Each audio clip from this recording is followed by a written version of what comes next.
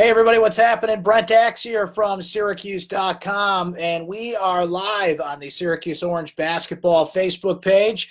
Coming off the heels of a win for the Orange, another ACC win for Syracuse this afternoon at the Carrier Dome, taking down Boston College. Final score was 67-56. We're all here presented by our friends at Krause Health. Great to have you on board here on this Saturday afternoon, a sunny day in central New York, cold.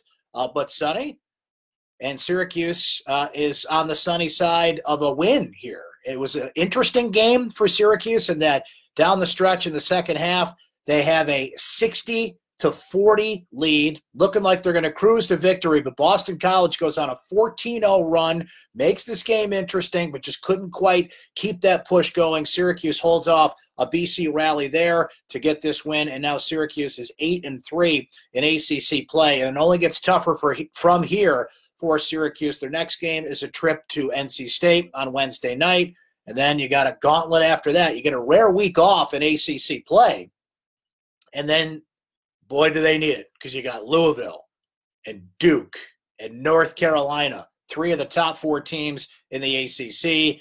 Three teams that made the top 16 rankings that came out today, the net rankings, and kind of how the committee is starting to think about the NCAA tournament. So Syracuse just had to take care of business in this game one way or the other. Tyus Battle, another second-half surge for him. He had 31 points the first time around against BC. This time he gets 21 points. Buddy Boeheim with a career-high 16 points. And this is a game for a while that just did not have any offense whatsoever on either side. Buddy Boeheim really carried this team at the end of the first half. He went 4 for 4 from three-point range in the first half and really, put a spark into the Syracuse offense when they didn't have one. So, yeah, not an offensive game by any stretch. Boston College shot 18 of 54. That's 33%. Syracuse was 22 of 52. That's 42%. Both teams had 7 three-pointers. BC took 23. Syracuse took 18 in this game. Huge number for Syracuse in this game. Boston College turned the ball over a bunch. So 18 turnovers on Boston College's end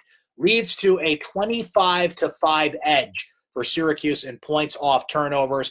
They just kept getting the ball in the open court, the front court, running up with it, getting fast breaks.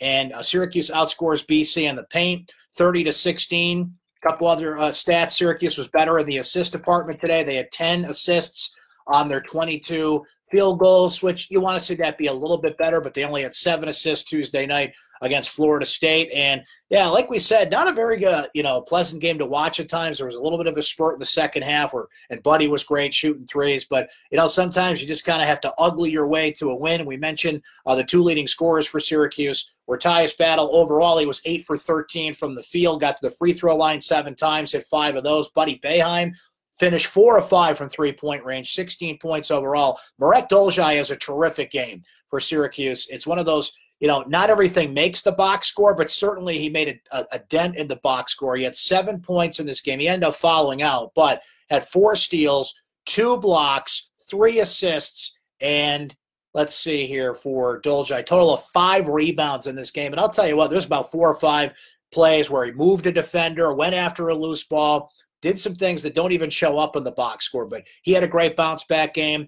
You're coming off a game where your senior leaders, Frank Howard and Pascal Chukwu, didn't score against Florida State. Tonight, or this afternoon, more likely, they combined for 4 points. Frank Howard goes 1 of 9 shooting the ball. He has 1 three-pointer. Pascal Chukwu got a free throw at the end of the game, but pretty much, a ghost in this one. Did have a couple of block shots and a couple of rebounds. He was more of a presence this game than Tuesday, but the Frank Howard struggles are concerning, and it was interesting because Jim Boeheim really defended him in the press conference. If you guys were watching that here on Facebook Live or elsewhere, he's good. He said Frank Howard's going to play. Short of having another couple of games where he just doesn't score, he's going to play. Frank played 21 minutes in this game. It's interesting in key stretches when you've got Tyus Battle out there with Buddy Boeheim. When Syracuse was up by 20, they even put Jalen Carey in for a while, and Boeheim defended him, saying it was the veterans that let him down in that stretch where BC went on a 14-0 run to get back in this game. So that's a concern here because you need your point guard against those better teams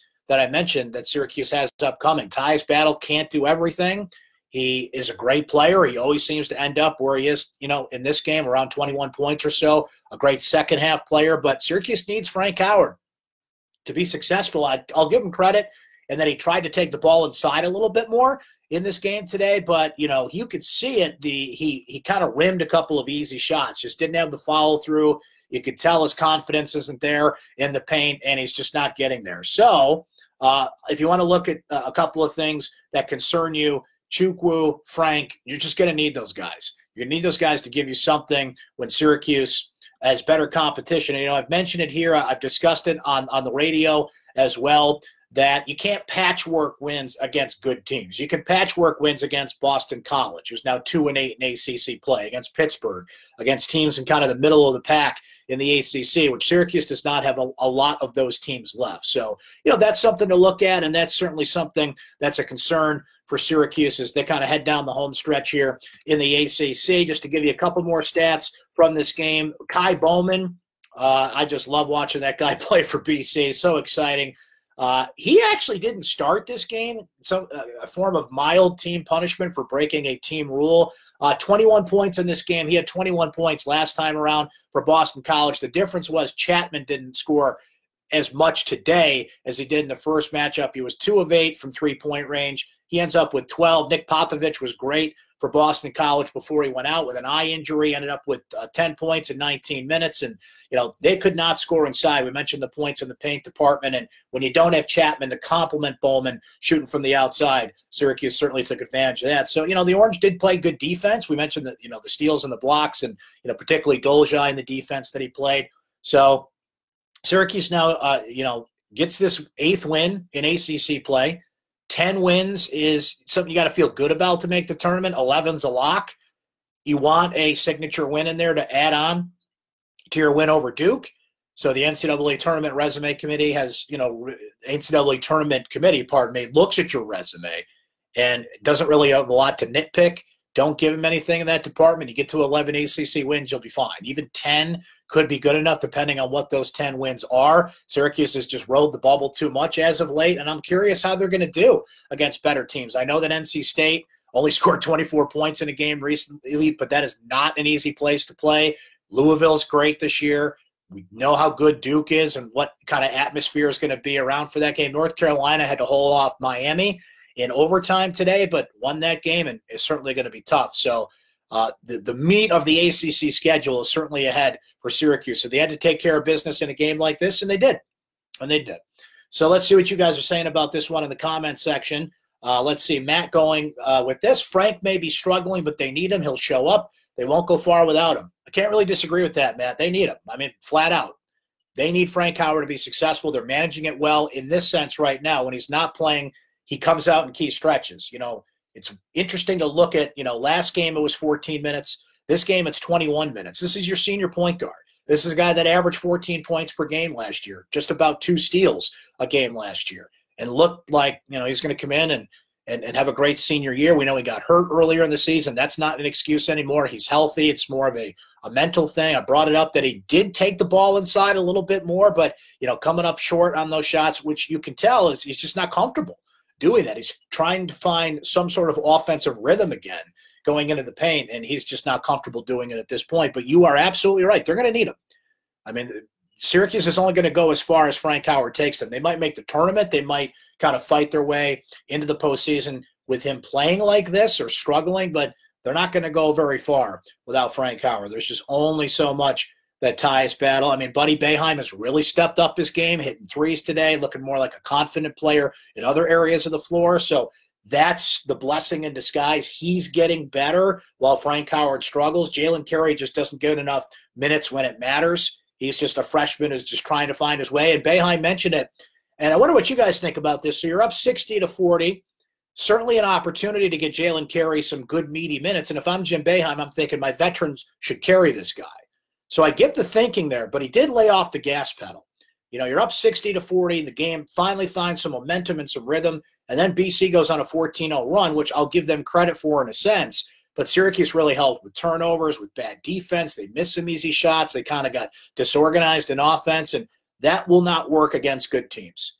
I don't think you're going to have a 20-point lead against a lot of those teams that I mentioned. If you do, great, but we saw today how quickly that can evaporate. It got down to 60-54 like that. That's against Boston College. It's got essentially one scorer out there. Do that against Louisville, Duke, who will have Trey Jones, who will have Cam Reddish this time around, or North Carolina, you're going to be in trouble. This is still a team that's pretty disorganized offensively. This is still a team that is trying to find its identity offensively. I mean, its identity right now is Tyus Battle scores a bunch. Buddy can hit some threes. O'Shea Brissett had a double-double again today, not quite as, dominant on the offensive end as he was the last two games. But, when O'Shea Brissett goes out and gets you a double-double, you can't complain about it. He had 12 points and 12 rebounds. I mean, I've got few complaints about that, but he was 4 of 11 from the field, just missing some shots there. This is the 4th straight game, by the way, that O'Shea only took 1 3-pointer. He is really focused, honed in the paint, around the basket, and he can't take threes. He makes them in practice. There's been games where he's hit 3 or 4 in a game this season, but he kind of knows his role at this point, and that's not to step outside that paint. So you just need guard play to be more consistent there. But, you'll take 12 and 12 from O'Shea any day of the week and twice on Sunday or Saturday in this case, right? So 12 and 12 from him, 3 straight in the double-double department. Jack just says, sorry, this team just isn't that good. We'll see. I think that stretch we've got coming up here with Louisville, Duke, North Carolina is going to be some truth serum. And then, to end the year, you got Clemson towards the end of the schedule. There's a game at Wake Forest in the mix there. And then, of course, we'll see what happens in the ACC tournament. That's in Charlotte this year. But if you're 8-3 in ACC play at this point, you've done what you needed to do. I mean, you can argue strongly they should be 9-2 because Georgia Tech should not come to the Dome and beat you. But there's always a couple games like that you're just going to lose in ACC play. Mike asking, Brent, do you think he's dealing with anything off the court personally? Mike, I hate to speculate about that, but it's hard not to think about because that does come into the court. Sometimes basketball can be your sanctuary. It could be the place that gets you away from your problems, but it's hard not to think that because he's just not looking like the same player. And then they'll have games like a couple games ago where he drops 15 against Pittsburgh, and you say, okay, maybe we're starting to see Frank Howard come back. But even in that game, he's taking threes all day. Like today, he took a couple more in the paint, but he's just hesitant to do it, and I don't know why. My man Javen saying, Brent, just when we thought Frank was back, we were wrong. That's not senior point guard play. I really want to see Jalen more. Don't forget what he did against UConn. I'll say this against what he did against UConn, Javen. That was 2 months ago. This is the ACC, and you cannot risk putting Jalen Carey in more because of the amount of times he turns the ball over. I like that he's fearless. I like that he goes in the paint, but he just doesn't have the handle to go inside. So if the answer was put a player in that can consistently drive the paint more than Frank, I would agree with you, but you just don't throw a senior aside like that. We know how loyal Boeheim is to seniors. He can be loyal to a fault sometimes, but I would agree with you if there was some better option just sitting on the bench, chomping at the bit. They don't have it right now. Jalen Carey's not there. I think Jalen Carey is going to be a terrific player. I can't wait to see what he does in the future. Some people said, they speculated he might transfer or anything like that. I really don't see that happening. I think he knows he's a freshman and, where his spot on the totem pole is, and he'll just kind of get there when he gets there. You got Joe Girard coming in next year, Bryson Goodine coming in at the guard position next year, so it's going to be an interesting mix. But, someone's got the opportunity to take the mantle at point guard. It's not going to be Joe because he's a shooting guard. Maybe Bryson Goodine can make an impact early, but Jalen Carey is going to have every opportunity next year to take command of this team. It wouldn't hurt if he had some quality minutes to give this team right now, but he just doesn't. And I agree with Boeheim. In today's game, when they're up by 20 and he comes in, he didn't play bad. It was more of the players you wouldn't expect to make the mistakes that are. Karen really likes Marek Dolezaj's game. He had a terrific game, just all over the place. I love those box score filling games that he has. Confident from the three-point line, took a couple of shots, and he's a difference maker. And this is one of those games where it's a mix of, okay, you look at the box score and you say, wow, that's what you need Marek Dolezaj to do. Like I said, there's about 4 or 5 other plays that didn't even show up in the box score. That's perfect. What you need from Marek, particularly when Pascal Chukwu struggles again, and Barama Sidibe is nowhere to be seen. And, Barama's in there for defense. Barama still doesn't have a great handle with the ball. He's not an offensive threat. I mean, sometimes he can get the ball around the basket and put it in if he's left alone and doesn't have much pressure on him. But Barama Sidibe has been, a ghost these past couple of games. There's been games he hasn't played at all. He got exactly a minute in this game. And it's interesting because Pascal Chukwu plays 15 minutes. He has 3 rebounds, couple of block shots, did get a free throw at the end there. But you're just not getting anything out of this guy on the offensive end. He's 7'2". Think of that wingspan. Think of what he can do if he was just – and all you need from Pascal is ideally, 6 to 8 points, about 8 to 9 rebounds. Just have a presence in there. Make people respect you. There was one point where Pascal was wide open. Buddy Boeheim's going up for the three and kind of pulled down and got fouled. But, in any other spot, if you had more confidence in a player like that, ball goes right inside. There was a funny moment there because Jim Boeheim, the crowd wanted Buddy to shoot the three, and Boeheim kind of looks at the crowd and says, he made the right play. Let me coach this team. You guys aren't the coach of the team. So, and by the way, latest Jim Boeheim jacket toss, I can remember seeing under 2 minutes to go, and he tosses the jacket. Don't forget, at the Duke game, you're all thinking of, the jacket never came off. He kind of went to take it off and put it back on. This is the latest I've seen Boeheim toss his coat. Our friends at nunesmagician.com, I think they have the Boeheim jacket toss meter, so we'll have to see where this stands there. But even at the end, 20-point lead whittles down to 6, and we had a Boeheim jacket toss. So the fire stood there. For those of you who like to say Boeheim doesn't have fire on the bench, you're wrong, because we've seen plenty of jacket tosses this year. Mike noting that this is the stretch where Syracuse is going to see what kind of team they have going into the postseason. Can't disagree with that. They are improving in certain areas going forward here, but these are not the games that show me how good Syracuse is. The upcoming stretches on the road at NC State, Duke, Louisville, North Carolina. Go through that ringer, and then let's see how good this team is. And play a Duke team that's got Trey Jones and Cam Reddish. I mean, I'm not taking anything away from going to Cameron and winning that game the way they did, but those are two important players that Duke needs in the lineup at this point. Josh saying Buddy had a good week. Yeah, went to the Super Bowl on Sunday, watched his Patriots win what was a dud of a Super Bowl game, but you don't care if you're a Patriots fan. They're Super Bowl champions once again, 6 rings for Tom Brady. So Jim, Buddy, Jimmy Boeheim, his brother Adam Weissman, for those of you who aren't familiar, is a local he owns, forgetting the name of the business off the top of my head, but he's in the scrap business, which can be very lucrative these days. And he certainly has done well in the scrap business, local entrepreneur. He's got some restaurants and some things going on. So Adam Weissman was there with the Boeheims.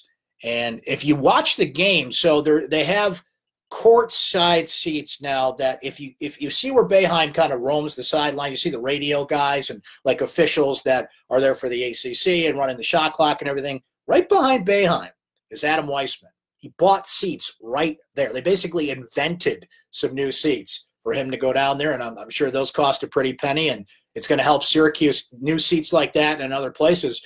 That's why they announced, what was it, a week or so ago, that they've already set the attendance record for the Duke game because they've added in a number of seats. They've sold all those seats, so it's officially a sellout, and we're heading towards what should be a college game day game. I saw a game day announced that they're going to the Tennessee-Kentucky game next week. The announcement after that is where they're going to go for the 23rd. I think we're all assuming it's going to be Duke and Syracuse. I don't know how you can turn away that visual of 35,000 people in the Carrier Dome. And, Boeheim will yuck it up with the guys on the ESPN College Game Day set. John Wildhack, former ESPN executive, now Syracuse AD. I'm sure is making some phone calls to some old friends at ESPN. So I think it's a pretty good bet that Game Day is going to be here for that weekend. And don't forget, if you're in the Syracuse area or can get here, not only that game on Saturday, on Monday the 25th, it's a big Monday for the women's team. They're taking on Notre Dame, and they're trying to set an attendance record as well. So could Syracuse basketball set 2 attendance records in 3 days in college basketball? Speaking of attendance, today was a crowd listed as 26,000 plus, about 26,011 to be exact. That's the biggest crowd in college basketball this season so far, something that Syracuse does often. Mike, I'm glad you brought that up. Mike notes in the comments, or I keep forgetting to mention Virginia.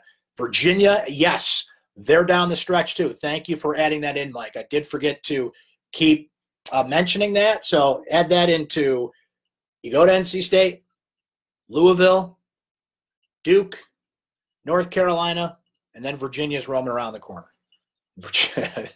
Those are 4. Every team I don't think Louisville can win the national title. But Duke, Virginia, and North Carolina certainly can and are Final Four caliber for sure. Let's see. couple more things from you guys. Mike noting that it was a quiet crowd. This is a point of irritation for me. I'm just going to keep banging the drum until it changes. It's amazing. I know you didn't have a very entertaining game to watch, but the Syracuse crowds get so quiet. I mean, I don't think you realize the power that 26,000 people can have, how loud you can make it, how irritating you can make it for an opposing team. Syracuse crowds are so reactive. They're not proactive. They don't stay in the game. I hear too many complaints from fans who are being told to sit down at games. I know the crowd can be older in spots, but you're at a basketball game. It's 26,000 people. That should be a crowd that's up and cheering and loud the whole game. Make it tough on the opponent. Make it the most, because the Carrier Dome can be the most intimidating atmosphere in college basketball. How can it not be with 26,000 people? But there are 26,000 people that stand and clap at the start of the half, sit right down, and only get out of their seats when really prompted. The crowds can be great, but they can be much better. I think Syracuse crowds have to stop being so reactive and start being proactive. And I'll just keep banging that drum till it changes. It hasn't yet, but certain games, yes, like the Duke game we know will be big, and other games that I mentioned. And there's been some great crowds this year at the Dome. I'll give credit when due. And this crowd was pretty good at times, but 26,000 people sitting there looking at their phones or whatever you're doing. I mean, come on. You're at a basketball game. Get into it, people. That student section's great, though. I'll get the student section's great. I'll give them props. Let's see. Christian saying it would be great to have the student section in the area in front of the curtain. I know those are big money seats. That's it. That's the answer. Big money seats, baby. Remember the curtain? Can we bring back the blue curtain for a game? I miss the blue curtain. That's old school, man. I love that old school blue curtain. That's fantastic. Where'd that go? Come on, Wild Hack. Bring that. Let's have a throwback game on that. Javen mentioning that as well. They're not going to put the students there because big money, baby. Big money seats on the side, including ones you invent for big-time money. So we know the answer to that one, right? I'll tell you what. We say we wrap it up there, guys. We'll be back at it here after Syracuse takes on NC State. That's on Wednesday night, the day before Valentine's Day. Make sure you get something for your sweetie, okay? So you guys enjoy the rest of your weekend. Thanks for hanging with us here. Thanks to Krause Health. A couple of things I want to tell you about. First of all, we do put this on YouTube. I apologize. Last time we put it on YouTube, and for some reason the sound didn't work, so I'll make sure that this one, the sound works and everything's kosher and good there. So if you missed the live chat here, we do post this up on YouTube. I put it in my recap on syracuse.com, and you can find it if you subscribe to the Syracuse Orange Sports page on YouTube. So a note there, and a shameless plug for those of you that I hope you can download and listen to this. So I have a new podcast that's starting on Monday. It's called Stick to Syracuse. It's a podcast that's all about Syracuse and Central New York, not just about sports. As a matter of fact, my first guest is Syracuse Mayor Ben Walsh, and we kind of explore some other areas of the city. We're certainly going to talk sports on that podcast and have sports-related guests. But if you guys kind of want to keep tabs of what's happening in Syracuse on the life, culture, food, politics, music scene, we're going to have a local musician in every week, play some tunes, talk to them. That comes out Monday. The Stick to Syracuse podcast debuts on Monday. It'll be on iTunes. It'll be on syracuse.com. I'll push it out on social media as well. So I hope you guys can take a listen to that. And it'll come out every Monday for the foreseeable future. So it's a project I'm excited about, and I hope you guys can check that out. In the meantime, we'll be back after Syracuse takes on NC State in their next matchup. The Orange win today, 67-56. We've been here on Facebook Live. Thanks to our friends at Krause Health, and we'll talk to you next time. Thanks for hanging, guys.